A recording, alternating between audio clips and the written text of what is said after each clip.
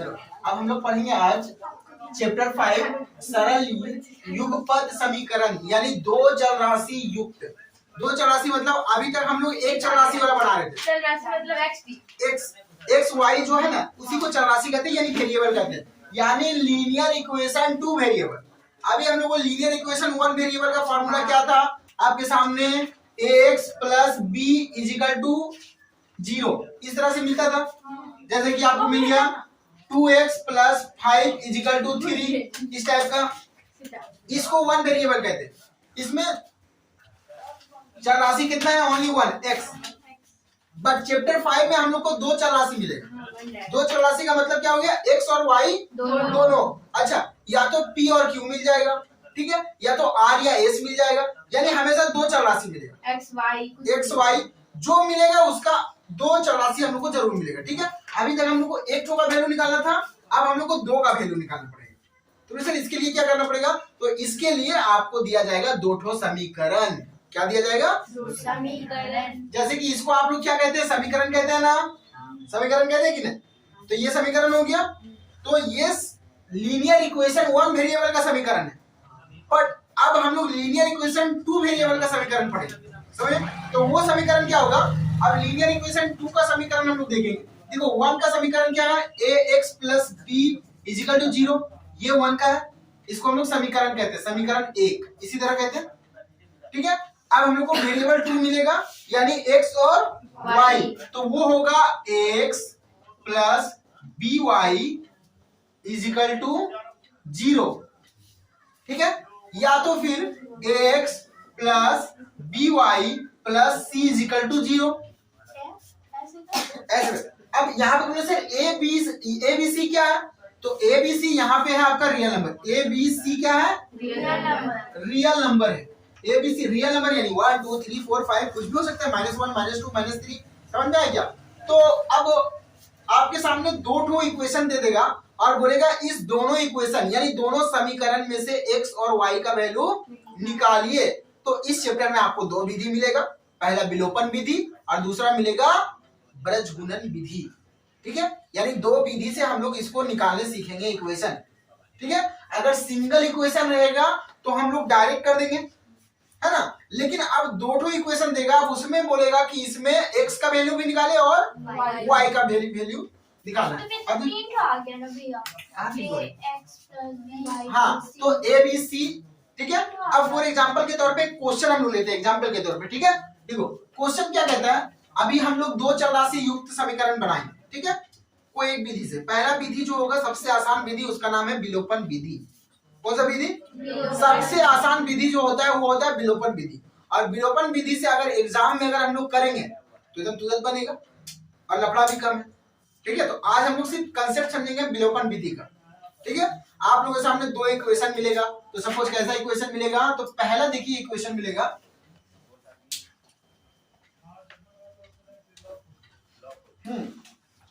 पहला इक्वेशन देखिए इसी बेस पे मिलेगा, ठीक है। देखो आपको मिला 3x plus 4y is equal to 5, ठीक है, एक ऐसा दे दिया। दूसरा रहेगा 4x plus 3y is equal to 6, ठीक है। तो ये दो समीकरण आपको दिख रहा है या नहीं, ठीक है। तो इसमें चर राशि कितना है, चर राशि यानी वेरिएबल x और y पहला समीकरण और x और y ये दूसरा समीकरण।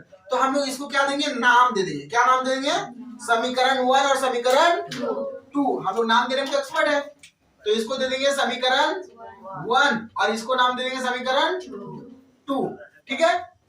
समीकरण 1 और समीकरण 2 दोनों समीकरण हम लोग को मिल गया। अब इस समीकरण को दोनों को सॉल्व करना है और x और y का वैल्यू निकालना है। तो अब इस सिचुएशन पे हम लोग का दिमाग में लग रहा है कि सर क्या किया जाए जो आंसर मिल जाए हम लोग को। तो आप देखिए गौर से कि ये दोनों समीकरण में आपको या तो x या तो y दोनों में से दोनों का वैल्यू सेम करना पड़ेगा, ठीक है। या तो अगर यहाँ 3y है तो यहाँ पे भी 3y कर दो, या तो अगर यहाँ पे 4x है तो यहाँ भी 4x करना पड़ेगा। तो क्या करें जो दोनों जगह x का वैल्यू सेम हो जाए, या क्या करें जो दोनों जगह y का वैल्यू सेम हो जाए। तो हम लोग करेंगे समीकरण 1 में 4 से गुना कर देंगे। क्या करेंगे? समीकरण 1 में 4 से गुना और समीकरण 2 में 3 से गुना। तो वैसे ये आपका दिमाग में आया कैसे? यहां से अगर ऊपर वाला को जो दिख रहा x का वैल्यू वो यहाँ पे उसको मल्टीप्लाई कर दो और इसका जो वैल्यू दिख रहा वो इसका ऊपर में जाके मल्टीप्लाई कर दो। समझ में आया? तो आपने सर कैसे? तो हम लोग लिखेंगे, देखो हम लोग लिखेंगे समीकरण 1 में 4 से गुना करने पर, समीकरण 1 में क्या करेंगे? 4 से। तो समीकरण 1 में अगर हम लोग 4 से गुना कर दे तो सबके साथ गुना होगा 4। तो यहाँ पे ये 4 पहले एक बार x के साथ गुना हुआ था, 4 दिया तो 12x हो गया, प्लस है तो प्लस, फिर 4 को 4 से गुना कर दे, 4 सौ के 16, तो 16y हो जाएगा इजिकल टू 4 पचे 20, तो 20 लिख दिए। ठीक है, इसको इसका नाम अभी कुछ नहीं देंगे, ये यहां तक छोड़ दिए। अब हम लोग क्या करेंगे? समीकरण जो 2 होगा उसमें कितना से मल्टीप्लाई करेंगे? 3 से। तो 3 से मल्टीप्लाई करेंगे। अब यहाँ पे 3 से इसमें मल्टीप्लाई कर लो। देखो जो 4 यहाँ दिखा उसका ऊपर में, जो 3 यहाँ दिखा दूसरा समीकरण का मल्टीप्लाई कर दिए पूरे में। ठीक है, तो अब इसको अगर 3 से मल्टीप्लाई अगर आप करते हैं तो 4 तिया 12x, प्लस है तो प्लस, 3 तिया 9y इजिकल टू 6 तिया 18। ठीक है, तो आपको ये दोनों करने पर ये दोनों मिला ना। तो अब इसका नाम भी अलग अलग आप रख सकते हैं। तो नाम क्या रखेंगे? मान लेंगे कि इस समीकरण का नाम है 2 तो हो गया 3, इस समीकरण का नाम 3 है और इसका नाम है 4, क्योंकि ये दोनों अलग अलग रखी नहीं ये दोनों से, तो इसलिए अलग अलग दोनों का नाम रख दिए। अब क्या करेंगे? समीकरण 3 और समीकरण 4 को हम लोग सॉल्व करेंगे। क्या करेंगे? समीकरण 3 और समीकरण 4 को हम लोग सॉल्व करेंगे और सॉल्व करने पर हम लोग को मिलेगा y का वैल्यू। ठीक है, और वो y का वैल्यू हम लोग समीकरण 1 में बैठा के x का वैल्यू निकालेंगे। समझ में? तो बोले सर सॉल्व कैसे करना है? तो आपको कुछ नहीं करना है, समीकरण 3 में से समीकरण 4 को घटा दीजिए। क्या कीजिए? समीकरण 3 में से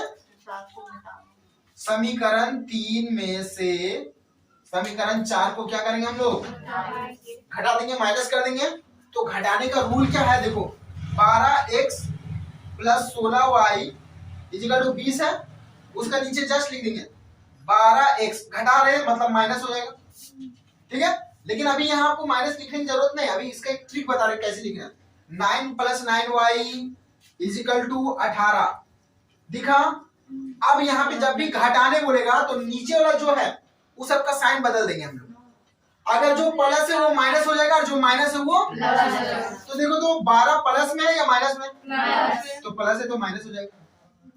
अच्छा ये 9y प्लस में या माइनस में? तो प्लस जो है वो हो जाएगा माइनस। ठीक है, अच्छा यहाँ पे 18 प्लस में या माइनस में? हो जाएगा माइनस। समझ में आया क्या?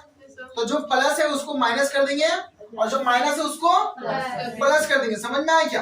अब देखो 12 में से 12 चला गया तो क्या बचा? यानी पूरा का पूरा ये कहानी खत्म हो गया। अब 16y में से 9y चला गया, कितना बचा? 16 में से 9 चला गया तो, लेकिन साइन किसका होगा? प्लस या माइनस? प्लस, क्योंकि 16 बड़ा है 9 छोटा है और 9 के सामने माइनस का साइन है। तो 16 में से 9 गया तो 7, y इजिकल टू, अब यहाँ देखो 20 में से 18 चला जाएगा, कितना बचेगा? अब बोले सर बराबर क्यों? देखिए यहाँ बराबर, यहाँ बराबर, यहाँ भी बराबर। अब 20 में से 18 घटा दो, कितना बचा? 2 लिख दिए। तो इसलिए y बराबर कितना हो जाएगा? 2/7, क्योंकि ये 7 मल्टीप्लाई में उधर जाएगा तो डिवाइड होगा कि नहीं? अब ये y का वैल्यू समीकरण 1 में बैठाएंगे, y का वैल्यू, और यहाँ से x का वैल्यू हम लोग को निकाल देंगे। समझ में आया क्या? तो सर कैसे निकालेंगे? तो चलो बैठाते हैं, लिखेंगे y का मान, ठीक है, देखो y का मान समीकरण 1 में रखने पर, अब 1 में रखेंगे तो समीकरण 1 क्या कहता है हम लोग का? 3x plus 4y is equal to 5। तो 3x तो 3x है प्लस 4 की जगह पे 4। अब यहाँ पे गौर से देखो y का वैल्यू कितना निकाले हम लोग, 2/7 ये निकाले इजिकल टू, जैसे इधर 5 दिया हुआ है उसे 5 उतार देंगे, ठीक है। अब यहाँ देखो 3x प्लस 4 दूना ऊपर ऊपर मल्टीप्लाई हुआ, 4 दूना 8 बटा इजिकल टू 5। अब यहाँ देखो 3x इजिकल टू, अब ये 5 इधर है तो लिख देंगे 5, ये प्लस 8/7 है, प्लस में इधर आएगा तो माइनस 8/7 हो गया कि नहीं हुआ। अब इसको भिन्न का जोड़ कर दो, 3x को रखो इधर तो 7 का 7 हो गया, 7 बचे 35, 35 में से 8 जाएगा तो 27 बचेगा, ठीक है। अब इस 3 को नीचे लेके चलाएंगे तो x बराबर क्या हो जाएगा 27/7 इंटू 3 होगा कि नहीं, इधर ही मल्टीप्लाई कराएंगे तो 3 एकम 3 और 3 नमा तो 9/7 हो गया x का वैल्यू और y का वैल्यू 2/7 हो गया। समझ में आया? तो यही हो गया आंसर। यस, समझ में आया ये एग्जांपल? हाँ, नोट करें इसको।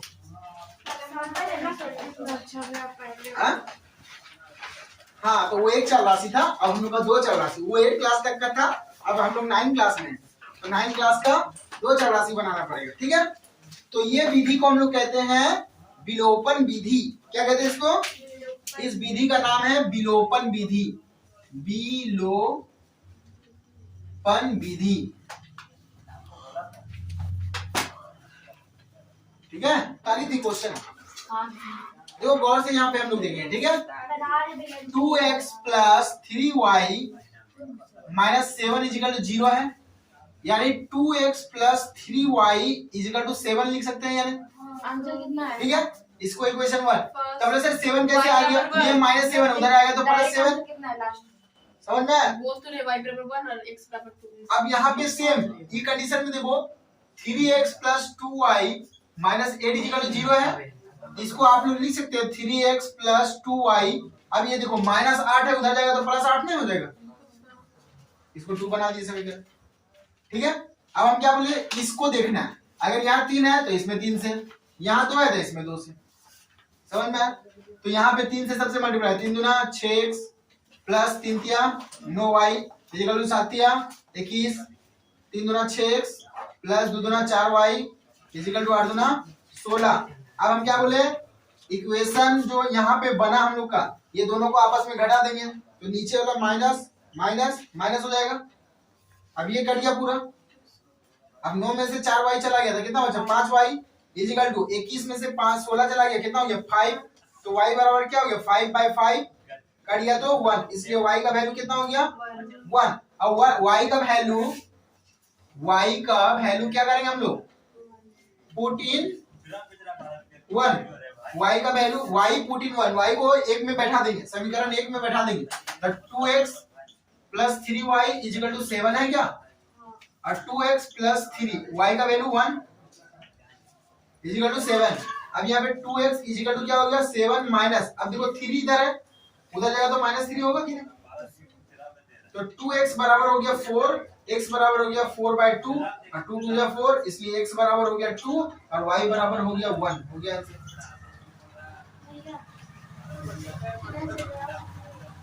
देखो 2x plus 3y equal to 7 है, यहाँ तक समझ में।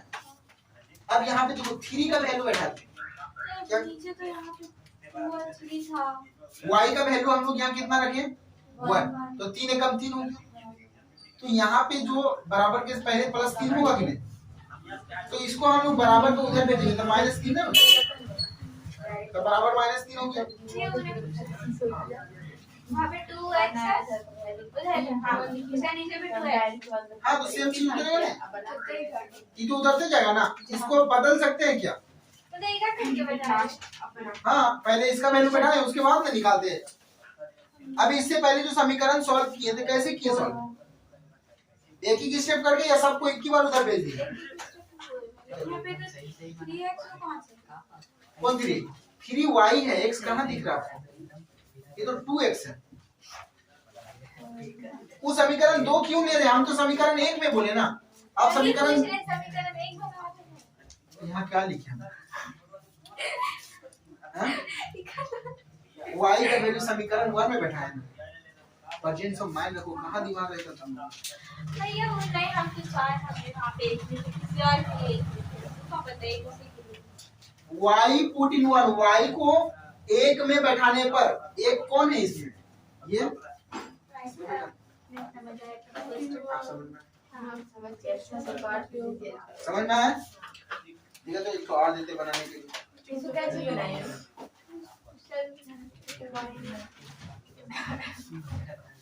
चलो एक और क्वेश्चन बनाओ तो देखो कौन कौन बना पाएगा। जो बना देगा एक डेयरी में। मतलब आप हार्ड कोई नहीं बना, मतलब आप हार्ड दीजिएगा भैया। ये हार्ड है। मैं काची है, दे दे। क्यों? दो इक्वेशन है। अभी हम क्या बोले, कभी कभी आपको x का वैल्यू देगा और y का देगा, कभी कभी p का वैल्यू देगा, q का वैल्यू। अब इसमें p और q का वैल्यू निकालना है, तो देखिए कितना लोग इसको बना पाते हैं। निकालना भैया, जो बना देंगे डेली मिल। भैया कोई नहीं बना पाएगा, तुम बता गुना किससे करेंगे। पहले इसका एलसीएम ले लो। हाँ वो तो सही, मतलब एलसीएम लेने के बाद बचा कुचा सब ऐसा, हाँ? ऊपर वाला। इसको समीकरण 1 मानेंगे, इसको समीकरण 2। हाँ वो तो पता है।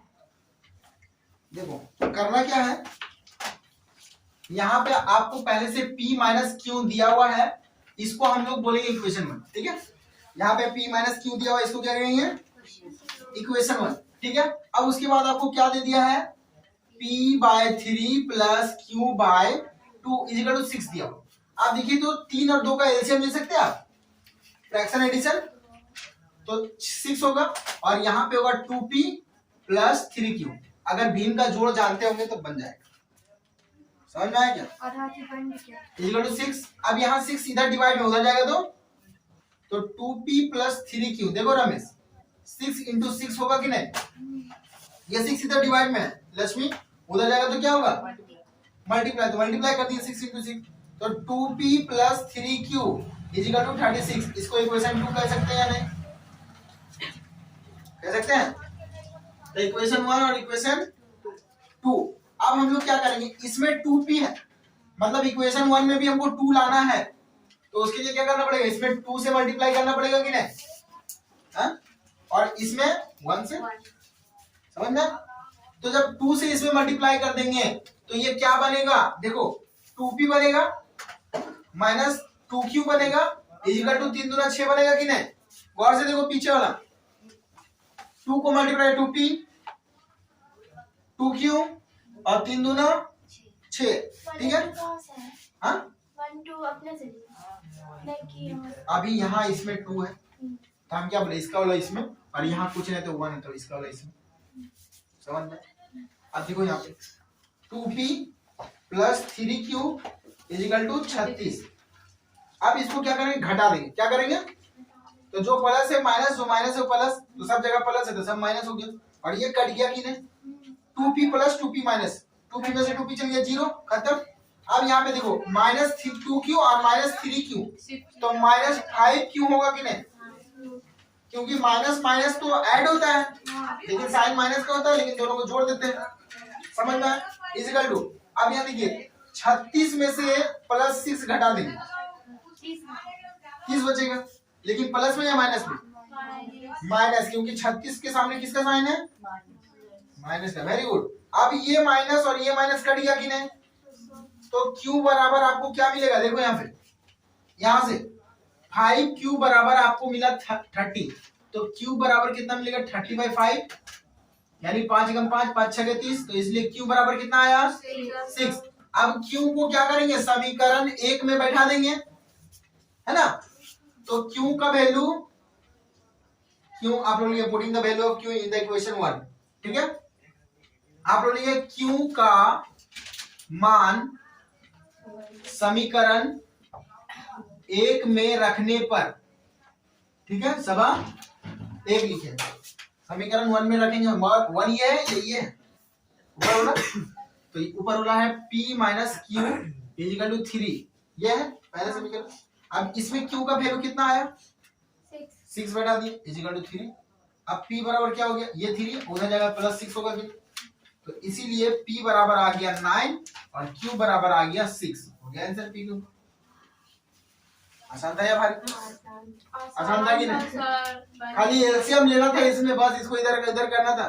ये तो पहले वाला से भी आसान था, है या नहीं? अभी जैसे जैसे बनाते जाएंगे आसान मिलते जाएगा। बुझते बच्चों? কারো কিছু প্রবলেম? ঠিক আছে।